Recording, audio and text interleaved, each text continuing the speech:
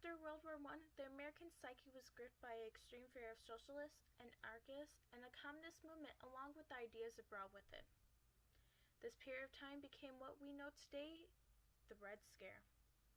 To the ideal capitalist, their worst fear was communism, a severely leftist way of thinking. This was rooted in what we would like to call the American dream, an idea that anyone through hard work and determination could succeed. Communism was, in their minds, the exact opposite. Let's back up to 1901 and the assassination of President McKinley.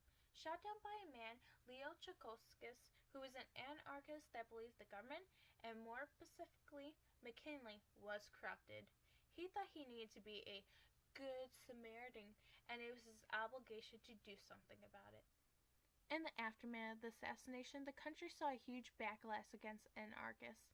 Their counties and newspapers were attacked by vigilantes and the not-so-cool Batman kind. Although no one was killed, there was considerable property damage.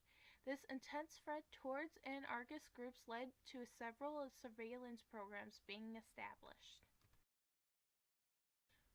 By 1908, the Department of Justice and Labor had been keeping records on the anarchists for years, but President Theodore Roosevelt wanted even larger power to survey them. After much urging by Roosevelt, Attorney General Bonaparte finally organized the Federal Bureau of Investigation. A couple years later, tensions reached their peak and the First World War breaks out in July of 1940, earning its place as one of the most deadly conflicts in history, aiding and clearing for political change in many of the nations involved. One of the major changes occurred in the forms of the Russian Revolution, which was technically two revolutions. One in March of 1917 and the other in November of 1917, so logically they're called February and October Revolutions, respectively. The October Revolution is officially known in Soviet literature as the Great October Socialist Revolution, or Великая Октябрьская социалистическая революция, and is commonly referred as the Red October, the October Rising, or the Bolshevik Revolution. The second of the two had the biggest impact on the United States. After the First World War ended in November of 1918, people in the States had a serious nationalistic mindset to go along with their anti-immigration ideas. And in 1990, there was a series of labor union strikes that were counterattacked by management, claiming that they were run by communists trying to overthrow capitalism. Needless to say, most of these failed.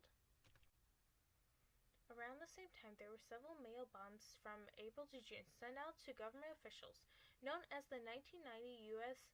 anarchist bombings. This event finally got the attention of the U.S. government, particularly Attorney General A. Michael Palmer, who, at this point, had already lived through 2 attempts on his life. In November of 1990 and January of 1920, he launched his campaign against radicalism.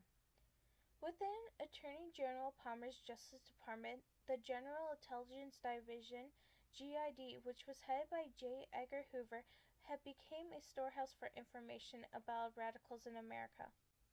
It had infiltrated many organizations, followed by his raids, had interrogated thousands of those arrested, read through boxes of publication, and records seized.